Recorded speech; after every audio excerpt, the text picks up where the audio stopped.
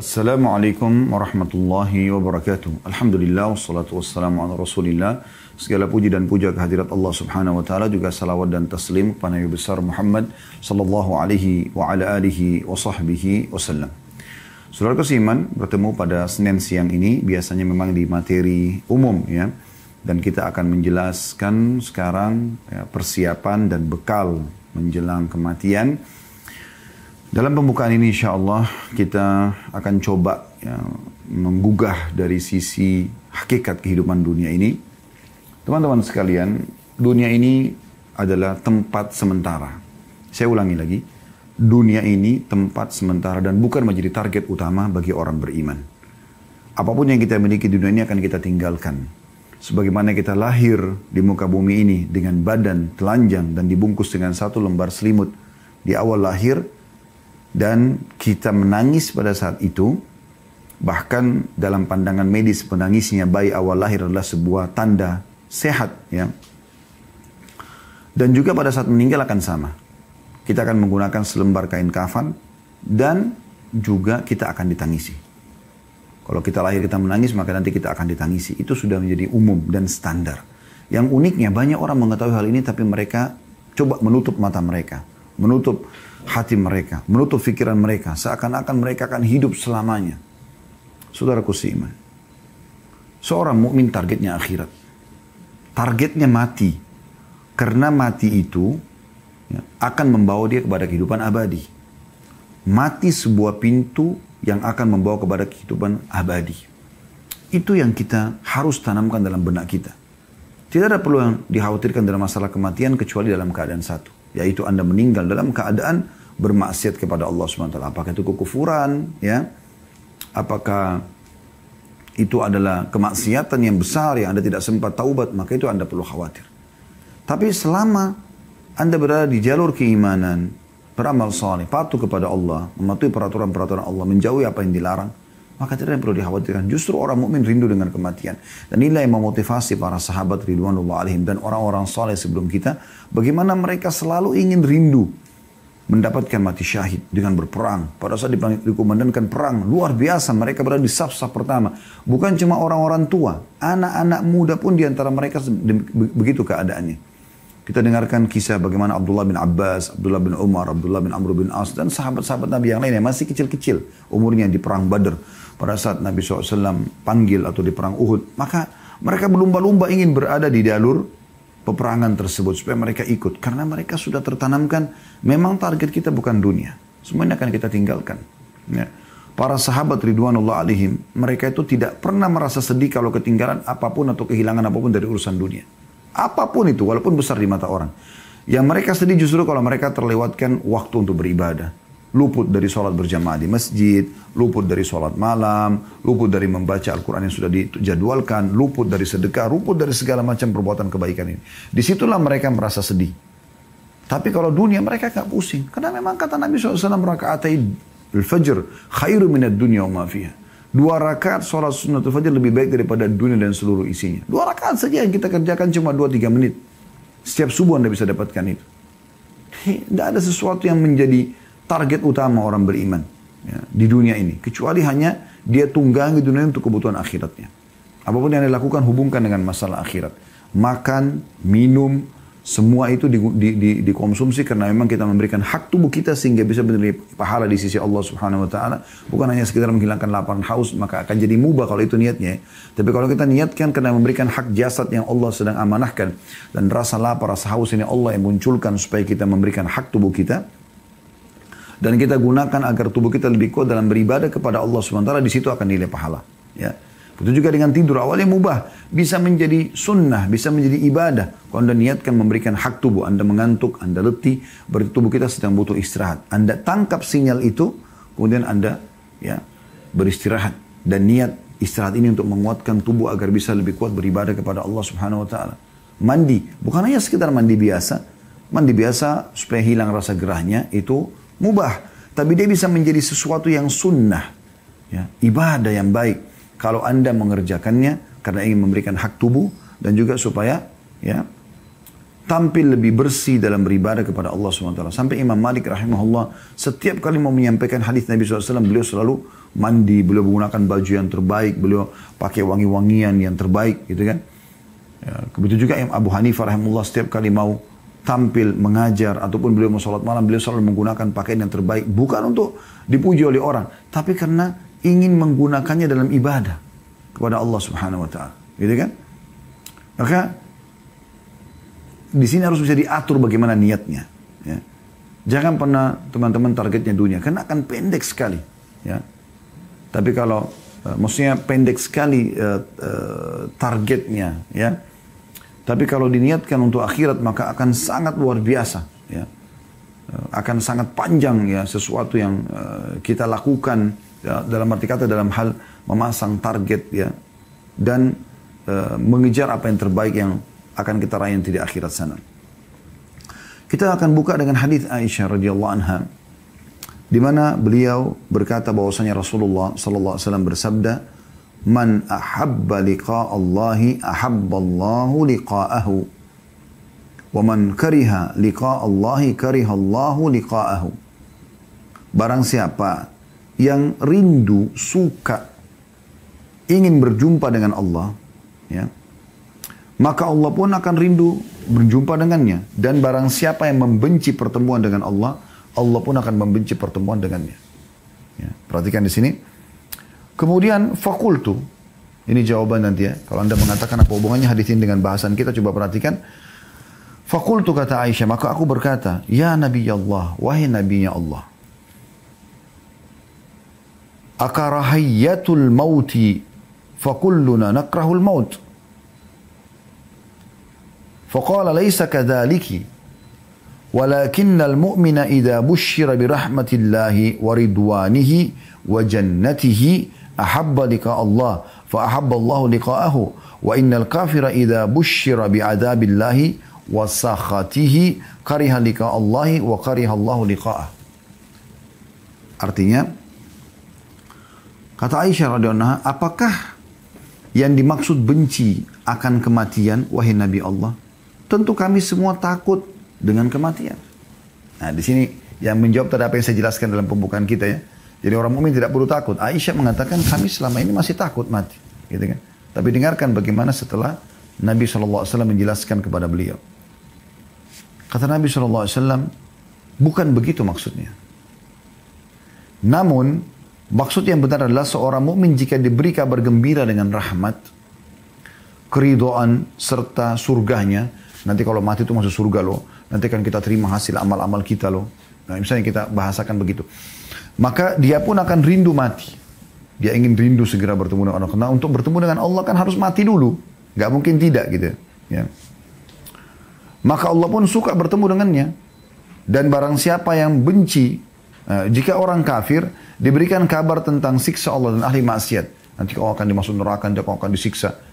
Maka dia pun benci untuk bertemu dengan Allah. Maka Allah pun benci bertemu dengannya. Hadis ini sahih riwayatkan Imam Muslim. Ulama cuma mengatakan ada dua jenis orang yang takut mati. Yang pertama takut yang tidak tercela. Yaitu takut sebagai sifat orang mukmin. Misalnya dia takut nanti kalau dia mati amalnya masih kurang. Contoh. Nah itu masih positif ya. Jadi bukan takut karena kematian tapi takut amalnya kurang. Itu sering dinukil dari para salafus saleh. Mereka memang khawatir jangan sampai mereka mati dalam kondisi ya, amalnya masih kurang. Kemudian takut yang tercela adalah takut yang menunjukkan lemahnya iman karena tidak mau berpisah dengan dunia. Maka ini sangat ya buruk. Dan ini yang membuat umat Islam menjadi lemah. Justru nilai plus kita sebagai umat yang beriman kepada Allah pada saat kita justru tidak cinta dengan dunia dan tidak takut dengan kematian. Perhatikan hadisnya, hadis yang masyhur ya. Hadis yang diriwayatkan oleh Abu Dawud dan Ahmad dan disahihkan oleh Syekh Albani. Melalui Thauban radhiyallahu anhu, qala Rasulullah sallallahu alaihi wasallam, bahwasanya Rasulullah SAW bersabda, yushiku al-umama an tada'a alaikum kama tada'a al-akalatu ila qas'atiha. Kata Nabi SAW, hampir saja para umat, maksudnya yang kafir, sesat, yang bermaksiat, mengurumuni kalian dari berbagai penjuru sebagaimana mereka berkumpul menghadapi makanan dalam piring. Jadi kalau ada makanan mau dihidangkan lalu dipanggil, ayo ayo makan yuk. Maka mereka sama-sama saling ngeroyokin satu nampan itu kan. Nabi SAW menggambarkan kita seperti nampan di makanan itu umat Islam ini. Gitu kan. Faqala qailun min killatin nahnu yawma idzin. Maka salah seorang mengatakan, ya Rasulullah, apakah pada satu kami sedikit? Kenapa para sahabat menanyakan ini teman-teman sekalian? Karena memang di zaman beliau saja, di zaman Nabi Muhammad SAW, umat Islam sedikit sekali. Kota Madinah kota yang kecil ya, dibandingkan kota-kota umat Islam sekarang ini. Dengan jumlah sedikit, kota mereka kecil, persenjataan mereka masih sederhana. Orang-orang kafir pada ketakutan dengan kaum muslimin. Ya. Merasa segan. Maka sahabat ini mengatakannya, Rasulullah, waktu kami dikeroyokin itu nanti, apakah jumlah kami sedikit? Qala bal antum yawma idzin katsir. Ketahuilah pada hari itu kalian sangat banyak. Sekarang jumlah kita miliaran umat Islam. Walakinnakum gutha'u ka gutha'is sail. Tapi pada saat itu kalian seperti buih di lautan. Ya. Buih di lautan yang tidak ada ya, atau sampah yang dibawa oleh air hujan. Jadi kayak bawa arus dan nggak ada nilainya gitu ya. Wala yanzi'anna Allahu min suduri aduwikum al-mahabata minkum. Pada saat itu Allah sudah mencabut rasa segan dari musuh-musuh kalian. Wala yaghzifanna Allahu fi qulubikum al-wahan. Dan pada saat itu disebabkan dalam hati kalian tertanam penyakit wahan. Faqala qailun ya Rasulullah wa mal wahn. Intinya di sini sebenarnya kata seseorang, ya Rasulullah, apa itu wahan yang membuat akhirnya kami lemah, kami bisa dikeroyok oleh musuh ya. Kata Nabi SAW, qala hubbud dunya wa karahiyatil maut. Ini kuncinya. Cinta dunia, takut berpisah dengan dunia, dan juga benci dengan kematian. Bisa ditangkap ya relevansi antara dalil ini dengan apa yang kami sampaikan tadi di pembukaan. Seharusnya seorang mukmin atau setiap mukminah ya, itu menjadikan target mati itu sebagai target dia. Karena dengan mati dia akan menjadi orang yang menuju kepada kehidupan abadi, bertemu dengan Tuhannya, bertemu dengan Rasulullah SAW, melihat hasil amalnya. Yang penting orang-orang beriman itu sibuk dengan masalah ya, amal solehnya. Kalau dia sudah tahu dia akan menuju ke akhirat, maka dia akan sibuk dengan amal soleh. Dia tidak akan ketinggalan sholat 5 waktu, tidak akan ketinggalan sholat-sholat sunnah. Dia terus meningkatkan kualitas dari ibadahnya, dan kuantitas bagi ibadah yang boleh ditingkatkan kuantitasnya. Contoh misalnya, kalau yang sholat 5 waktu sudah nggak boleh ditingkatkan lagi kuantitasnya. Memang sholat subuh sudah 2 rakaat, duhur, asar, isya 4 rakaat, maghrib 3 rakaat. Tidak mungkin ditambah rakaatnya, itu sudah baku. Nah ini kan ibadah yang tinggal ditingkatkan kualitasnya. Ya. Seperti on time, tingkatkan kualitas kehusyuannya, jumlah ayat bacaannya, jumlah bacaan-bacaan ruku dan sujudnya, tidaknya ragamnya semua divariasikan. Kemudian yang boleh ditambah seperti misalnya sedekah ya. Kalau tadi dia biasa sedekah 10.000 rupiah, dia sekarang sedekah 20.000 rupiah. Dia tingkatkan ke 50.000, dia tingkat 100.000 rupiah, dia tingkat ke 1 juta rupiah. Dia coba selalu meningkatkan kualitas dan kuantitasnya. Itu juga dengan zikir yang memang dibolehkan untuk memperbanyak gitu kan. Baca salawat pada Nabi SAW. Tadinya mungkin dia cuma baca 10 kali, sekarang dia pindah ke 100 kali, dia pindah ke 1000 kali. Dia coba tingkatkan kualitasnya ya. Maka itu yang dimaksudkan dengan dia memperbanyak amal, sehingga dia tinggal dengan penuh keyakinan dia akan menerima hasil amal itu. Karena Allah SWT mengatakan kan, wa may ya'mal mithqala dzarratin khairan yara. Siapa yang berbuat seperti biji sawi dari kebaikan dia akan lihat. Wa may ya'mal mithqala dzarratin syarran yara. Siapa yang berbuat seperti biji sawi keburukan maka dia akan lihat. Ya. Ini poin perlu digarisbawahi. Nabi SAW mengingatkan dalam banyak hadis agar jangan kita terlalaikan dengan dunia dan selalu ingat tentang kematian karena dia setiap saat bisa datang. Di antaranya hadis yang masyhur riwayat An-Nasai, riwayat Tirmidzi, Ibnu Majah, riwayat Ahmad. Ya. Dan hadis ini dinilai hasan sahih ya menurut Syekh Albani, yaitu hadis Abu Hurairah radhiyallahu anhu di mana Nabi SAW bersabda, "Aktsiru dzikra hadhimil ladzat." Artinya perbanyak mengingat pemutus kelezatan dunia. Saya mati. Ingat setiap saat kita akan mati ya. Dan dalam kisah yang lain Ibnu Umar radhiyallahu anhu menceritakan, qala kuntu ma'a Rasulillah sallallahu alaihi wasallam faja'ahu rajulun minal ansar. Saya pernah duduk bersama Rasulullah SAW Dan datanglah seorang laki-laki dari Ansar. Ya. Fasallama ala Nabi SAW, dia mengucapkan salam kepada Nabi SAW. Thumma qala, kemudian dia berkata, Ya Rasulullah, ayyul mu'minina afdal. Siapakah orang beriman yang paling baik, yang paling afdal, paling Allah cintai, paling besar pahalanya, paling mulia kedudukannya, paling tinggi derajatnya. Itu maknanya semua. Qala ahsanuhum khuluqa. Yang paling baik akhlaknya. Santun, ramah, dermawan, semuanya kebaikan-kebaikan ada padanya. Qala fa'ayyul mu'minina akyas. Lalu siapa orang mukmin yang paling cerdas? Qala aktsaruhum lil mauti dzikra. Orang mukmin yang paling banyak mengingat kematian. Wa ahsanuhum lima ba'du isti'dada ulaikal akyas. Dan yang paling banyak punya persiapan yang nanti dihadapi setelah kematian. Maksudnya amal saleh, iman dan amal saleh.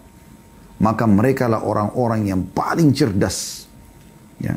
Hadis ini diriwayatkan di Ibnu Majah dan dinyatakan hasan.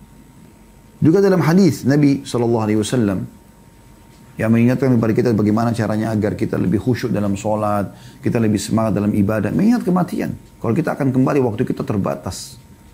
Ya. Dan ingat teman-teman sekalian, umur kita sebenarnya yang sudah berlalu. Itu umur kita yang sebenarnya. Kayak saya umur 46 tahun, inilah umur saya sebenarnya. Ini yang sudah pasti sudah saya laluin, sudah saya pakai gitu. Tinggal kalau di atas amal soleh kita berharap Allah kabulkan. Kalau ada dosa kita tinggal bertobat dan istighfar kepada Allah. Segera sebelum datang ajal.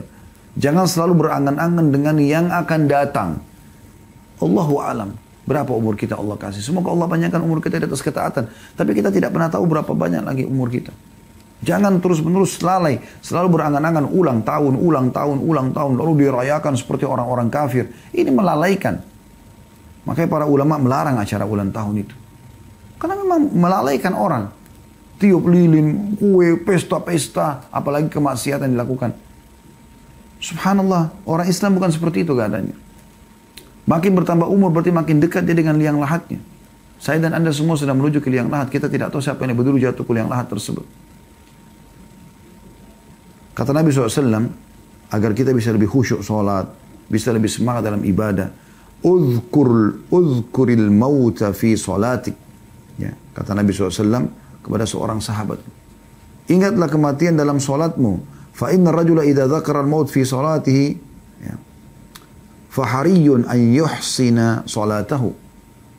Karena kalau dia ingat kematian dalam salatnya, dia akan memperindah salatnya.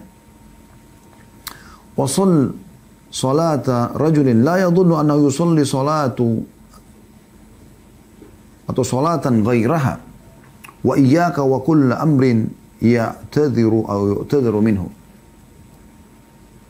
Salatlah seperti orang yang tidak menyangka lagi bahwasanya ia masih punya kesempatan untuk salat. Hati-hatilah dengan perkara yang kelak malah engkau meminta udzur meralatnya. Maksudnya di akhirat. Dan tidak bisa lagi diperbaikin gitu. Ya. Ini teman-teman sekalian harus jadi sebuah pelajaran. Ya. Sebuah peringatan buat kita. Kalau misalnya ada seseorang, saya sering kasih contoh ini, saya ingatkan kembali ya. Kalau misalnya ada seseorang divonis oleh dokter. Dokter mengatakan umur Anda tinggal hari ini. Penyakit ini nggak bisa sembuh lagi sudah. Apa boleh buat? Sudah harus ya meninggal dunia. Seperti itulah. Lalu Anda masih punya kesempatan untuk sholat. Atau misalnya Anda ditangkap oleh musuh, ditawan, dan sudah tidak bisa lagi buat apa-apa. Musuh akan membunuh Anda. Anda masih dikasih kesempatan buat satu hal. Lalu Anda punya kesempatan untuk sholat. Habis sholat Anda dipenggal. Kira-kira bagaimana sholat Anda? Tentu Anda akan coba menjaga kekhusyuan kepada Allah Subhanahu wa ta'ala.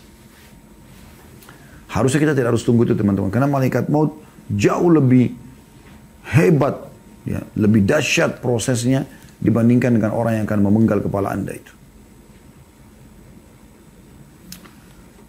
Nabi SAW memastikan dalam hadits Ibn Hibban Al-Baihaqi dengan sanad hasan, manfaat mengingat kematian ini, ya. Aktsiru dzikra hadhimir ladzat fa inna ma dzakarahu ahadun fi dhiqin min al-'aishi illa wasi'ahu 'alaihi wala fi sa'atin illa dhayyaqahu 'alaihi. Perbanyak mengingat pemutus kelezatan dunia, maksudnya kematian. Karena jika seorang mengingatnya saat kehidupannya sempit, maka ia akan merasa lapang. Dia lagi susah, dia akan tahu, oh, saya akan meninggal kok. Saya juga akan menuju kepada kehidupan abadi. Saya akan senang nanti di sana gitu. Ya. Dan kalau seandainya orang mengingatnya pada saat dia lagi lapang, ya, maka ia tidak akan tertipu dengan dunia. Imam Ad-Dahhak memberikan nasihat yang baik, dan ini dinukil oleh Al-Qurtubi dalam kitab At-Tadhkirah beliau. Orang yang mengingat mati, maka akan membantu dia menyegerakan taubatnya. Akan membuat hatinya penuh dengan qanaah, rasa cukup. Akan membuat dia semangat beribadah. 3 hal dia dapatkan. Dia akan segera bertaubat, dia akan selalu merasa cukup dengan apa yang ada, dan dia juga akan semangat ibadah. Sedangkan orang kalau lupa mati, sebaliknya, dia akan tunda-tunda taubat, dia tidak akan selalu cukup, merasa cukup dengan apa yang ada, dan dia akan bermalas-malas dalam ibadah. Mati ini teman-teman, bagaimanapun caranya kita coba menghindar, tidak akan pernah bisa luput. Sehebat apapun Anda berusaha untuk melepaskan diri dari kematian. Kalaupun orang mau coba, tidak ada gunanya. Coba renungi bagaimana Allah mengatakan dalam surah Jum'ah ayat 8. Dan ini kekal ditilawakan oleh orang yang beriman sampai menjelang hari kiamat nanti. A'udzu billahi minasyaitonir rajim, surah Al-Jum'ah ayat 8. Qul innal mauta alladhi tafirruna minhu fa innahu mulaqikum thumma turadduna ila 'alimil ghaibi wasyahadati fayunabbi'ukum bima kuntum ta'malun. Katakan hai Muhammad, serukan kepada semua orang, ya, sesungguhnya kematian yang kamu lari daripadanya, maka sesungguhnya kematian akan menemui kamu. Kemudian kamu akan dikembalikan kepada Allah yang mengetahui yang gaib dan yang nyata. Lalu dia Allah akan memberitahukan kepadamu apa yang telah kamu kerjakan. Kematian yang kau lari daripadanya pasti akan datang kepadamu. Dalam surah An-Nisa ayat 78 Allah juga mengingatkan potongan ayat A'udzubillahi minasyaitonir rajim, aina ma takunu yudrikkumul mautu walau kuntum fi burujin musyayyadah. Dimanapun kau berada, kematian akan mendapatkan kamu. Pasti kau akan mati. Kendati pun kamu dalam benteng yang tinggi lagi kokoh. Kemudian dalam surah Ar-Rahman ayat 26 sampai 27 Allah juga mengingatkan, A'udzubillahi minasyaitonir rajim. Kullu man 'alaiha fan wa yabqa wajhu rabbika dzul jalali wal ikram. Semua ada di muka bumi ini pasti akan binasa. Dan yang tetap kekal lazat Tuhanmu yang mempunyai kebesaran dan kemuliaan. Surah Al-Imran 185 ayat yang paling masyhur masalah kematian. A'udzubillahi minasyaitonir rajim. Kullu nafsin dha'iqatul maut. Al-ayat. Semua jiwa pasti akan mati. Ya. Kata Ibnu Katsir rahimahullah berhubungan dengan ayat-ayat ini.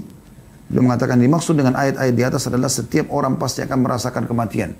Tidak ada seorang pun yang bisa selamat dari kematian, baik ia berusaha lari daripadanya ataupun tidak. Karena setiap orang sudah punya ajal yang pasti. Ya. Tidak mungkin tidak. Maka ini teman-teman sekalian harus difahami baik-baik. Oleh karena itu teman-teman, renungilah beberapa hal ini. Memang Nabi SAW ingatkan kepada kita, jangan jadikan dunia ini sebagai target. Saya ingin sentuh sisi ininya ya. Karena kalau kita bicara masalah bekal menjelang kematian, kalau orang membahas masalah perbanyaklah sholat, perbanyaklah puasa, itu ada juga pintunya sendiri untuk dibahas. Dan itu butuh pertemuan khusus bahas itu. Yang kami ingin sentuh tidak. Saya ingin membuat sebuah kendaraan teman-teman sekalian yang saya harapkan ini bisa menjadi pendongkrak utama Anda untuk bisa mengerjakan semua ibadah itu. Dengan sendirinya setelah dengarkan ini Anda akan sholat, Anda akan puasa, Anda akan zikir, Anda akan berdoa, Anda akan bakti sama orang tua, Anda akan bertobat. Semua akan Anda kerjakan. Itu yang saya inginkan dengan pertemuan kita ini. Ini yang saya masukkan dengan bekal menjelang kematian itu. Coba renungi sabda Nabi SAW yang lain. Dari hadis Ibnu Umar radhiyallahu anhu. Ya, hadis ini diriwayatkan oleh Bukhari. Kata Nabi SAW, kun fid dunya ka'annaka gharibun aw abiru sabil. Jadikan dirimu di dunia ini, setiap muslim diajak bicara oleh Nabi SAW. Setiap orang di antara kita, laki-laki ataupun perempuan, yang muda ataupun tua. Hidup di dunia ini seakan-akan kamu seorang yang asing. Bagaimana sih kalau kita asing? Kita ingin kembali ke wilayah kita. Atau seperti seorang pengembara saja. Maka Ibnu Umar berkata tentang hadis ini, idza amsayta fala tantadirus sabah. Kalau kau tiba sore hari, jangan pernah tunggu pagi. Jangan pernah mengkhayal kau masih hidup pagi. Anggap kau akan mati pada saat itu. Sehingga segera taubat dan segera memperbanyak amal soleh. Wa idza asbahta fala tantadirun masa. Kalau kau tiba di pagi hari lagi, seperti kita sekarang. Tiba di pagi sore. Jangan tunggu sore hari. Belum tentu kita hidup. Wa khudh min sihhatika li maradik. Maksimalkan masa sehatmu sebelum datang sakitmu. Orang kalau sudah sakit, susah aktivitasnya. Kamu sekarang sehat. Wa min hayatika li mautik. Dan mumpung kau masih hidup sebelum matimu datang. Kenapa buang waktu pada hal yang tidak ada gunanya? Ibadah. Dan hanya kamu, hai saudaraku, yang bisa membuat kau beribadah sendiri. Enggak mungkin orang lain. Semua ada di tanganmu keputusan. Kau ingin masuk surga, di tanganmu keputusan. Kau ingin masuk neraka, di tanganmu keputusan. Kau ingin rajin, di tanganmu. Prestasi di tanganmu. Kau ingin malas, menjadi orang yang buruk juga di tanganmu. Kami, saya dan teman-teman dai hanya bisa teriak-teriak seperti ini, menyampaikan, keputusan tangan Anda mau berubah atau tidak? Kami tidak perlu teman-teman Anda mengatakan, oh ceramahnya bagus ya, menyentuh. Nggak perlu itu. Anda ambil manfaat atau tidak. Nggak penting itu. Semoga Allah ikhlaskan niat. Setiap dai yang ikhlas tidak akan butuh pujian itu. Tapi bagaimana yang sedang disampaikan ini sampai pada hati setiap orang yang mendengarkan. Dan mereka bisa berubah. Manfaat Anda dengarkan ceramah seperti ini kalau Anda bisa berubah menjadi orang yang lebih dekat kepada Allah SWT. Takut terhadap dosa yang berlalu. Takut dengan amal soleh yang masih sedikit. Bilal pernah menangis satu waktu. Radhiyallahu anhu, lalu ditanyakan, kenapa Anda menangis? Dia mengatakan perjalanan jauh dan bekal masih sedikit. Padahal beliau sudah masuk Islam di awal-awal Islam dan menjadi muadzin Nabi SAW, jihad setelah, dan masa Nabi jihad juga setelah ya, Nabi SAW, dan sekian banyak amal soleh yang beliau kerjakan. Hasan Basri mengatakan rahimahullah dalam masalah ini, al-mu'minu fid dunya qal gharibi wala yajza' min dhulliha wala yunafisu fi izziha lahu sya'an walinnasi sya'an. Seorang mukmin di dunia seperti orang asing. Tidak pernah gelisah terhadap apa yang orang dapatkan dari dunia. Oh, dia mau maju, dia berhasil, silakan. Saya ya saya. Tetap kita kejar prestasi dunia semampu kita. Tapi bukan berarti kita iri, dengki, berkecamuk, berebut-rebutan dengan haknya orang lain. Bukan sifat orang beriman itu. Tidak pernah saling berlomba. Ya. Dengan menggilai dunia atau mengejar dunia. Penggila dunia, pengejar dunia, memiliki urusan sendiri. Dan orang asing, orang beriman, yang ingin kembali ke akhirat juga punya urusan sendiri. Pasti beda. Nggak mungkin sama. Jadi Anda kalau mau jadi orang akhirat, beda dengan orang-orang yang kejar dunia, beda sekali. Mereka bingung dengan kita bersedekah. Mereka pikir kenapa bersedekah, kenapa tidak nabung. Itu karena mereka pikirnya dunia. Mereka heran kenapa kita ke masjid sholat. Bagi mereka itu terlalu membuang waktu. Atau kenapa harus puasa, bukankah cuma sunnah, bukankah lapar, bukankah haus, bukankah begini dan begitu. Atau As-Salimi berkata dalam doanya rahimahullah, Allahumma arham fid dunya gurbati. Ya Allah, kasihanilah, rahmatilah keasinganku di dunia. Maksudnya apa? Aku ingin mau jadi asing dunia, maka bantu aku dengan rahmatmu supaya aku bisa lakukan itu. Warham fil qabri wa ya, wahsyati. Dan selamatkan, ya, kasihani aku dalam kuburku dan hiburlah aku di kesendirianku, ya, di kubur itu. Warham mauqifi ghadan baina yadaik. Dan kasihani juga aku. Ya. Di saat aku sedang berdiri di antara kedua tanganmu. Maksudnya pada hari kiamat nanti. Yahya bin Mu'adz Ar-Razi rahimahullah berkata, Ad-dunya khamrus syaitan. Dunia ini khamarnya syaitan, minuman kerasnya syaitan. Wa man sakara minha lam yafiq illa fi uskaril mauti nadiman ma'al khasirin. Siapa yang mabuk, karena kan dunia ini dikatakan khamarnya syaitan. Siapa yang ikut mabuk situ, barulah tersadarkan ketika kematian telah datang kepadanya. Nantinya ia akan menyesal bersama dengan orang-orang yang merugi. Ada sebuah nasihat yang luar biasa dari Fudail bin Iyad rahimahullah, seorang ulama tabi'in masyhur. Dia pernah bicara sama seseorang, kebetulan beliau sudah tua, orang itu juga sudah tua. Yang diajak ngomongnya sudah 60 tahunan, seumur dengan beliau gitu. Beliau bertanya begini, Kam atat alaik? Kam atat alaik? Ya. Udah berapa umurmu? Orang itu menjawab, Sittuna sana, 60 tahun. Kata Fudail, Fa anta mundu sittina sana tasiru ila rabbika yushiku an tabluk. Kalau begitu kau sudah 60 tahun berjalan menuju Tuhanmu dan sebentar lagi kau akan sampai. Orang itu mengatakan, Inna lillahi wa inna ilaihi raji'un. Kami milik Allah, kami akan kembali kepada Allah. Kata Fudail, ata'arifu tafsirah? Apa kau tahu apa makna kalimat yang kau ucapkan tadi, istirja itu? Inna lillahi wa inna ilaihi raji'un. Orang itu diam. Lalu Fudail mengatakan, ya, ana lillahi abdun wa ilaihi raji'. Makna yang kau ucapkan tadi, inna lillahi wa inna ilaihi raji'un itu, karena kan ini bukan cuma pada saat orang mati seperti sebagian orang Indonesia pahami ya, tapi ini diucapkan kalimat pada saat orang merasa ada sesuatu yang luput dari dia, bisa jadi musibah buat dia karena umur sudah 60 tahun, mungkin amalnya masih sedikit, mungkin tobatnya belum diterima gitu loh. Jadi masukkan dalam kisah ini. Maka Fudail mengatakan yang kau ucapkan tadi, inna lillahi wa inna ilaihi raji'un, maknanya aku adalah hamba Allah dan akan kembali kepada Allah. Itu maknanya. Faman alima annahu lillahi abdun, siapa yang sadar kalau dia adalah hamba Allah, wa annahu ilaihi raji', dan dia akan kembali kepadanya, falya'lam annahu mauquf, maka dia harus sadar kalau dia akan berdiri nanti di hadapan Allah. Wa man alima annahu mauquf, dan siapa yang tahu nanti dia akan diberdirikan pada hari kiamat, falya'lam annahu mas'ul, maka dia juga tahu dia akan bertanggung jawab. Wa man alima annahu mas'ul falyu'id lis-su'ali jawaba. Dan barang siapa yang tahu dia akan diminta pertanggungjawaban, maka dia harus punya persiapan untuk menjawab itu. Maka orang itu bertanya lagi kepada Fudail, famal hila, kalau gitu apa solusinya? Kata Fudail, yasira, mudah sekali. Orang itu bertanya, mahiyah, apa itu? Kata Fudail, tuhsinu fima bakiya yugfaru laka ma madha.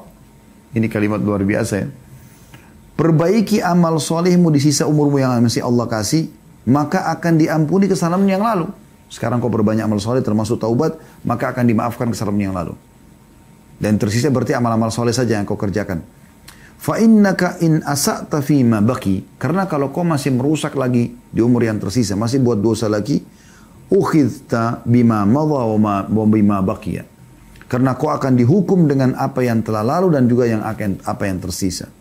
Nah, jadi ini luar biasa gitu. Harusnya difahami ini teman-teman sekalian. Nasihat yang luar biasa gitu. Ya. Kemudian juga dinukil dari Imam Ahmad rahimahullah. Beliau pernah ditanya tentang zuhud. Ayyu syai'iz zuhdi fid dunia. Bagaimana caranya zuhud di dunia? Supaya tidak terlalu pikirkan dunia gitu. Qala kisarul amal. Tidak memperbanyak angan-angan dunia, ya. Man idza asbah qala la amsi. Yaitu orang kalau tiba di pagi hari dia akan mengatakan saya tidak akan tiba sore. Qala wa hakadha qala Sufyan, dan begitulah Sufyan berkata, qila li Abi Abdullah, ditanyakan kepada Abu Abdullah Musa Imam Ahmad, bi ayyi syai'in nasta'inu ala kisaril amal. Bagaimana caranya kita bisa tidak berangan-angan panjang dengan dunia ini? Qala ma nadri innama huwa taufiq. Kata Imam Ahmad, saya tidak tahu. Yang saya tahu adalah taufik dari Allah. Itu Allah yang memberikan itu. Maka teman-teman renungi baik-baik. Sebelum datang kematian, jangan pernah kita termasuk orang yang mengucapkan ayat ini. Surah Al-Mu'minun ayat 99 sampai ayat 100. Orang-orang yang banyak maksiatnya tidak sempat taubat. Lalai semua waktu di dunia selama hidup yang Allah kasih. Apalagi dalam keadaan kekafiran, kemunafikan, kemusyrikan. Perbuatan-perbuatan bid'ah, sibuk dengan semua hal-hal yang langgar. Diingatkan tidak mau tahu. Maka mereka pada saat meninggal akan mengatakan ayat ini. Qala rabbirji'un la'alli a'malu salihan fima tarakt. Wahai Tuhanku, kembalikan aku ke dunia. Semoga aku bisa mengerjakan amal soleh yang dulu aku tinggalkan. Jangan sampai kita termasuk orang-orang yang seperti ini teman-teman sekalian. Orang yang sibuk menyebutkan masalah-masalah seperti ini. Tidak ada gunanya buat dia. Pertanyaan sederhana teman-teman sekalian. Sampai kapan Anda selalu menunda sholat? Sampai kapan Anda selalu tidak khusyuk dalam sholat? Sampai kapan Anda tidak mau mengerjakan sholat sunnah? Dengan berbagai macam jenisnya. Sampai kapan Anda menunda-nunda puasa Ramadan? Dan membayar utangnya. Sampai kapan Anda tidak mau berpuasa sunnah? Umur terus berjalan. Sampai kapan Anda tidak mau membayar zakat? Sampai kapan Anda tidak mau bersedekah? Kita bahas yang wajib dan yang sunnahnya di sini. Kalau Anda sudah kerjakan wajib, Anda tinggal tingkatkan kualitasnya, setelah itu Anda lengkapkan dengan sunnah. Sampai kapan Anda mau berlalai-lalai? Sampai kapan Anda selalu menunda-nunda zikir kepada Allah SWT? Tidak membaca zikir pagi petang, ya, tidak beristighfar setiap hari 100 kali, tidak berdoa kepada Allah antara azan dan iqamah atau pada saat hujan turun. Sampai kapan Anda menunda bakti sama orang tua, yang orang tua Anda kebetulan masih hidup? Sampai kapan Anda ya tidak mengejar pahala-pahala besar dari tangan mereka? Dengan menanyakan kabarnya, dengan menelpon mereka, dengan memenuhi kebutuhan mereka. Sampai kapan? Sampai kapan Anda tidak mau silaturahim dengan kerabat-kerabat Anda? Sampai kapan? Ya. Sampai kapan Anda tidak mau belajar Al-Quran? Sampai sekarang tajwid Anda masih salah. Selalu Anda mengatakan nanti, besok, lusa. Sampai kapan? Tanya diri Anda sendiri, sampai kapan? Apa yang Anda tunggu? Tunggu kematian baru datang? Setelah mati baru menyesal? Sampai kapan? Sampai kapan Anda menunda-nunda untuk pindah dari tempat yang haram ke tempat yang halal? Bekerja. Sampai kapan? Sampai kapan Anda, wahai muslimah yang masih belum tutup aurat, untuk tutup aurat Anda? Sampai kapan Anda mau buka tutup aurat Anda? Sampai kapan? Sampai kapan Anda mau minta maaf atas kesalahan Anda yang Anda lakukan? Sampai kapan Anda akan berhenti dari transaksi ribawi, manipulasi data, berbohong? Sampai kapan? Sampai kapan semua masih Anda lakukan?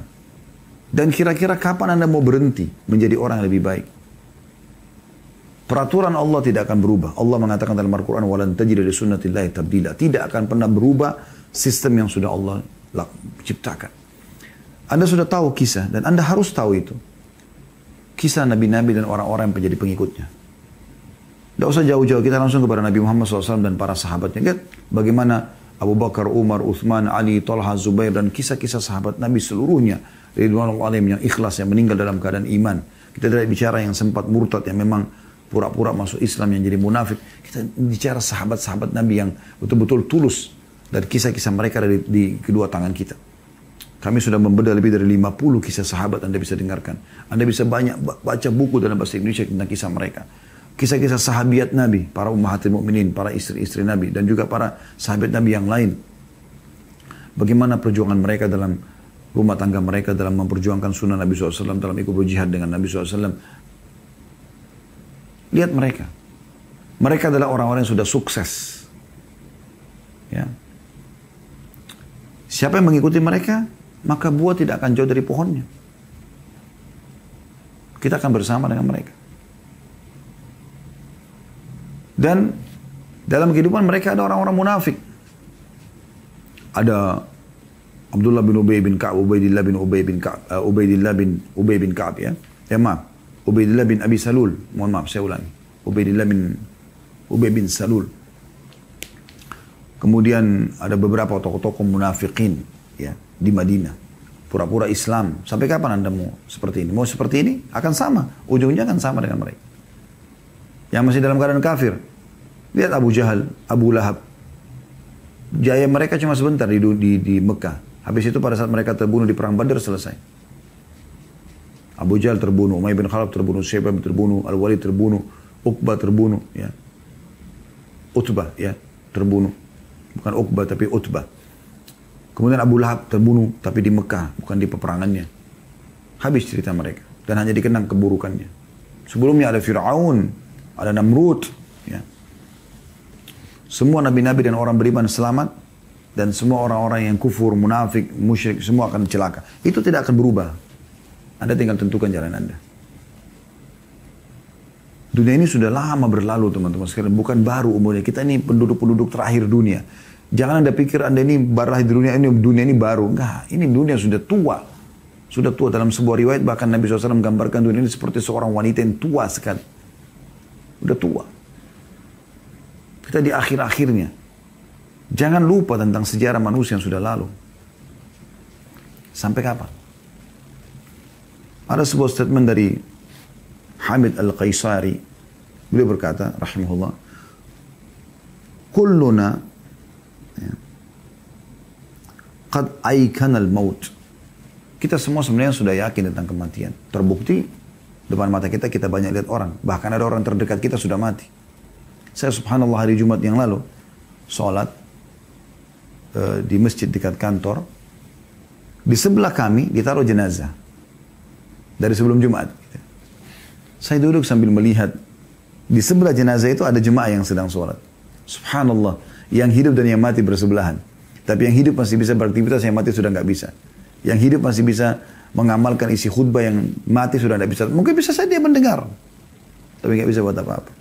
Cuma itu fakta. Yang dalam geranda itu kemarin sama dengan mereka ini bisa hidup. Semua kuburan yang kita lewatin teman-teman sekalian, yang di dalam kuburan itu sama seperti kita. Sama. Sampai kapan kita mau tutup mata? Kita juga akan seperti mereka. Pasti. Nggak mungkin tidak. Selamatkan dirimu saudaraku. Sebelum telat waktunya.